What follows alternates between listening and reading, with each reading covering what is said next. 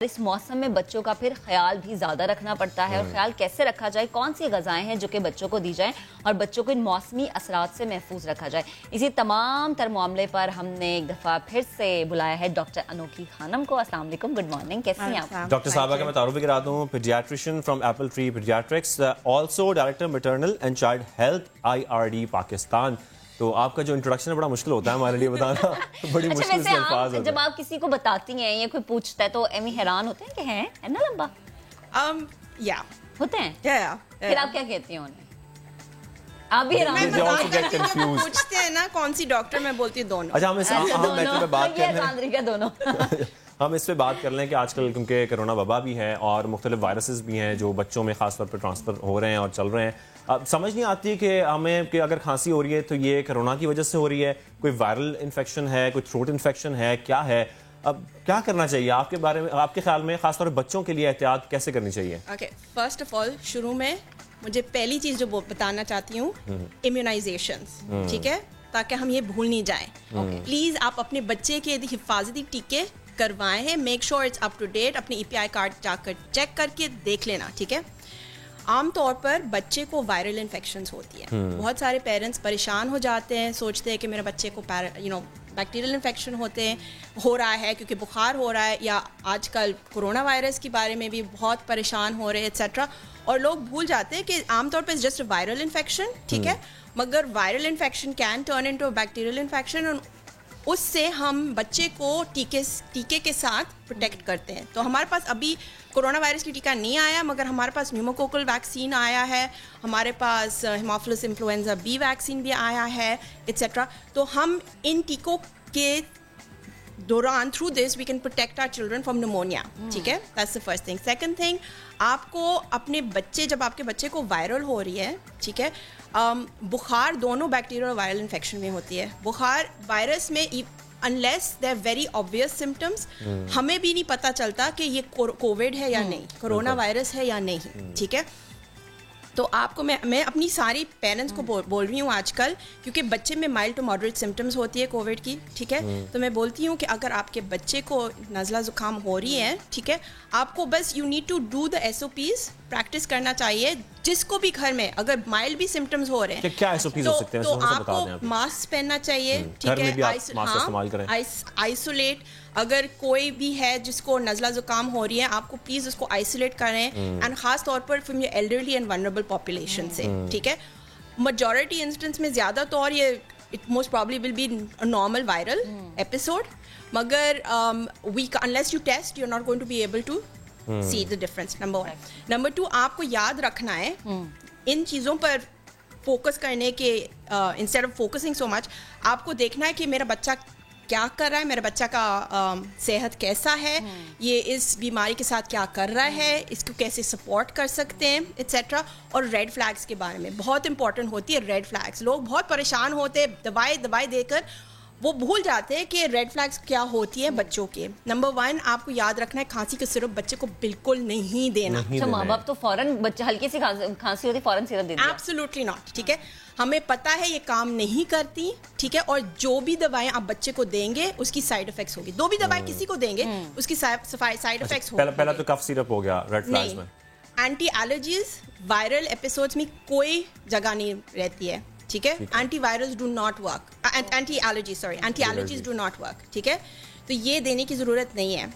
तीसरी बात होती है फीवर जो होती है, दोनों वायरल और बैक्टीरियल इन्फेक्शंस में होती है, मगर जैसे मैंने बोला है बच्चों को ज़्यादातर वायरल इन्फेक्शंस होती है। बच्चों को 7 या 8 दफ़ा सीजन में वायरल इन्फेक्शंस होती है, नॉर्मल है, ये नॉर्मल होती है। खासतौर वो जो बच्चे जो 6 साल के कम उम्र के बच्चे, जितने भी छोटा है इतना ही ज़्यादा होता है, जल्दी कैच कर लेते हैं ना। हाँ, क्योंकि उनकी इम्यून सिस्टम एक्सपोज नहीं हुई, पूरी डेवलप्ड है मगर एक्सपोज नहीं हुई। वो डेवलप इम्यून सिस्टम ऐसे ही होता है कि उनको वायरसेस होते हैं और फिर वो रैपिडली जो है बेहतर हो जाता है। एग्जैक्टली।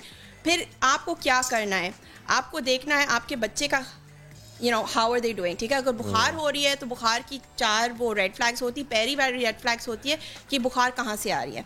अगर आपके बच्चे का नज़ला ज़ुकाम, खांसी, मोशन या कुछ हो रहा है तो आप सोच सकते हैं, ठीक है, मुझे पता है कि बुखार कहाँ से आती है, ठीक है। बुखार बच्चे को कुछ नहीं करेगा, बुखार का मतलब बच्चे जिस्म लड़ रहा है, ठीक है, ये पहली चीज़ है। अगर आपके बच्चे को बुखार हो रही है, बुखार का मतलब 100 नुक्ता 4 उसके ऊपर 9900 इज नॉट बुखार, 100 नुक्ता 4 100.4, ठीक है।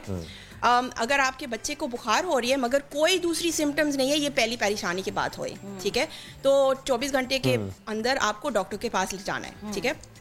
दूसरी वाली चीज़ है, अगर बुखार हो रही है बच्चा क्या कर रहा है, अगर बच्चा बहुत सुस्त हो रहा है, लेटा हुआ है, कुछ भी नहीं कर रहा है, तो बुखार को ट्रीट कर लेना, ठीक है। दवाई दे देना, कपड़े उतार देना। दवाई अगर आपके बच्चा ऊंचा ऊपर नीचे छलांग मार रहा है, इधर उधर भाग रहा है, आपको कुछ करने की जरूरत नहीं है। आपको पता है नाक चल रहा है, बुखार हो रहा है, मगर बच्चा ठीक है, तो आपको कुछ करने की जरूरत नहीं है। अच्छा, आप इसी का जिक्र करिए, मैं थोड़ा सा आगे बढ़ जाता हूँ और ये बात भी कर लेते हैं कि मौसम कुछ ड्राई है, कुछ खुश्क होता जा रहा है और ये ड्राइनेस का प्रॉब्लम आ रहा है। हाँ, तो ये ह्यूमिडिफायर जो है वो इस्तेमाल किया जाता है इसमें, लेकिन प्रॉब्लम ये है कि वो लोग अफोर्ड नहीं कर सकते और मेरे ख्याल में उसकी प्राइसेस बहुत हाई होती हैं।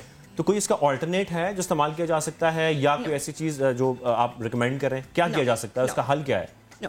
So, क्योंकि इस for an alternate for this, कभी कभार क्या पेरेंट्स क्या करते हैं, वो स्टीम लगा देते हैं। प्लीज़ ये नहीं करना। मेरे पास बच्चे आए हैं जिनको बर्न्स हुए हैं, जले हुए हैं, ठीक है। एक बच्चा था जो माँ ने वहाँ पर स्टीम वाला बकेट डाला था, छोटा वाला बच्चा 2 साल का बच्चा, उसके पूरा हाथ अंदर जाए, यहाँ तक पूरी बर्न हुई थी। And this was mid pandemic, ठीक है।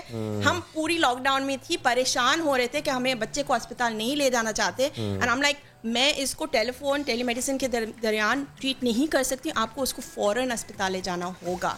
तो प्लीज़ इसके अलावा हम घर में humidity, this is a plus, ठीक है। अगर हम कर सकते हैं तो आप करना चाहिए, मगर अगर आप कर नहीं सकते तो please do not do dangerous alternatives. ये खतरनाक ऑल्टरनेटिव मत करना। नाक साफ कर, बच्चा का नाक बह रहा है तो उसको साफ करना, नॉर्मल सेलाइन होती है, अक्सर प्रॉब्लम होती है बच्चों की। ये आप दुकान से खरीदा, खुद ही नहीं बनाना चाहिए क्योंकि ये स्टेराइल वाटर के साथ बनती है, ठीक है। तो सेलाइन नोज स्प्रे जो होती है, नाक की जो नमक पानी जो होती है जो नाक साफ करते हैं, that's the best thing to clean the nose and help with the cough. शहद 1 साल बच्चे की उम्र के जो ऊपर होते हैं ना, वो बार बार बताती है, और हमारे होता है कि जैसे बच्चा पैदा होता है फौरन शहद खिला दो। शहद 1 साल के कम उम्र के बच्चे को प्लीज नहीं देना चाहिए, ठीक है। बहुत खतरनाक होती है, बच्चे माजूर जाते हैं और मर जाते हैं, ठीक है। तो मैं हर वक्त बोलती हूँ मगर फिर भी मुझे जब भी मैं जाती हूँ ना, लोगों मेरे पास लोग आते हैं, बड़ी कॉमन एक ट्रेट है कि वो शायद चटा देते हैं बच्चों को कि अगर कोई ऐसी प्रॉब्लम हो, मगर 1 साल के बाद चेंज हो जाती है। क्या खिलाएं फिर? कुछ भी नहीं। 6 महीने के नीचे उम्र के बच्चे को सिर्फ माँ का दूध देना चाहिए, बस, और कुछ और नहीं, कोई दवाई कुछ भी नहीं, ठीक है। अगर आपका बच्चा बीमार है, आपको डॉक्टर के पास ले जाना है। लेकिन इससे जो ऊपर के एजेस के बच्चे हैं, ये तो आपने 1 साल से कम उम्र के बच्चों की बात की है, जो इससे थोड़ी सी ज्यादा एज है, 4-5 साल के हैं, 6 साल के हैं, प्रॉब्लम ये होता है कि जब वो बीमार होते हैं या खांसी नजला होता है, रनी नोज होती है, तो वो खाना पीना छोड़ देते हैं। तो क्या करना चाहिए, इसका क्या हल है? उनको कैसे किस डाइट पे लाना चाहिए? अच्छा, ये डाइट के नाम छोड़ना चाहिए, ठीक है। हर वक्त मेरे पास थिंग्स, मुझे डाइट प्लान दो, मुझे diet plan, there is no diet plan, ठीक है। जब हम बीमार होते हैं, आप खुद ही सोचे, जब आपका नज़ला ज़ुकाम खांसी हो रही है या मोशन हो रही है, आपकी कौन सी एपेटाइट है खाने की? एपेटाइट नहीं है, ठीक है। सबसे इंपॉर्टेंट चीज़ है पीना, पानी पीना, ठीक है। अगर आपके बच्चा फ्लूइड्स ले रहे हैं मगर पानी खास तौर पर, दैट इज, ये सबसे इंपॉर्टेंट चीज़ है कि बच्चा डिहाइड्रेट नहीं होना चाहिए।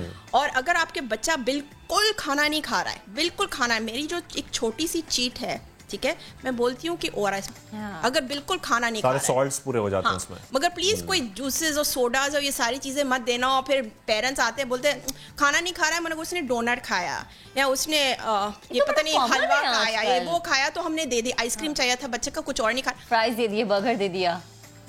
मेरा मतलब इसका मतलब है बच्चा खा रहा है। हाँ। लेकिन ये चीजें खा रहे हैं ना, तो आप ये चीजें क्यों दे रहे हैं? बच्चा ठीक थोड़ी होगा, नहीं होगा, ठीक है। और दूसरी बात भी है, ठंडे खाने से, ठंडा दूध, ठंडा पानी से कोई फर्क नहीं पड़ता। अच्छा, कहते हैं कि ठंडा दूध आप पी रहे हैं, सर्दियों में जूस पी रहे हैं तो आपको फ्लू हो जाएगा। नहीं, ये फिर से ये मिथ्स हैं बहुत सारी। These are all myths, please मुझे एम्फसाइज करनी है। जरासीम से बीमार होती, ठंड से बीमार नहीं होती। ठंडी मौसम में खास तौर पर जो ठंड और ड्राई खुश्क मौसम होती है, उसके अंदर वायरसेस बहुत जल्दी से फैलती है। हाँ, और इसलिए हमें ये इतना फिक्र है सबको कि एपिडेमियोलॉजिस्ट एक्सेट्रा के जब ठंडी मौसम आएगी तो कोरोना वायरस के साथ क्या होगा, how is it going to respond, क्योंकि हमें पता है कि बहुत जल्दी से फैलती है। और मैंने पहले भी बोला है, जब ठंड होता है कि हम क्या, और यही वजह है मेरे ख्याल में अनोखी साहिबा के ये जो कोरोना वायरस है सर्दी में ज्यादा स्प्रेड हो रहा है, ज्यादा बढ़ता जा रहा है, इसलिए हम कह रहे हैं कि इसका ख्याल करना चाहिए। बहुत शुक्रिया, हमारे साथ ही हमने डिस्कशन की इस बारे में।